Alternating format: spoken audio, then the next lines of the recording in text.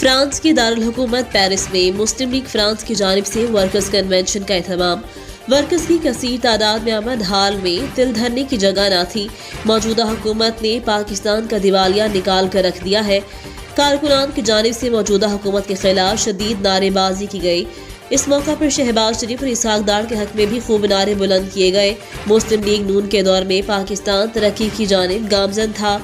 G D P کی growth میں بے پناہ کمی آئی، جس کی وجہ سے ملک میں مہنگائی میں اضافہ ہوا۔ مسلم لیگ نون جی ڈی پی کو 5.7 پر لے کر گئی، جبکہ گزشتہ سال کی جی ڈی پی ایوریج 1.8 پر آ گئی ہے۔ 7 انٹرویوز میں حقائق بیان کیے، جس کے بعد حکومت نے الیکٹرونک میڈیا کو انٹرویو لینے سے روک لیا۔ اسحاق ڈار کا کہنا تھا کہ مسلم لیگ نون کے دور حکومت میں میگا پروجیکٹ پر کام ہوا ہے۔ ملکی مجموعی قرضوں میں 66% اضافہ ہو گیا۔ آٹا، چینی، گھی اور پیٹرولیم مصنوعات کی قیمتوں میں ہوشربا اضافہ حکومت کی نااہلی کا منہ بولتا ثبوت ہے۔ اسحاق ڈار نے بتایا کہ بیٹی سے تنخواہ وصول نہ کرنے پر نواز شریف کو گھر بھیج دیا گیا۔ جسٹس شوکت صدیقی اور ارشد ملک کی ویڈیوز نے نواز شریف کی بے گناہی کا ثبوت دیا۔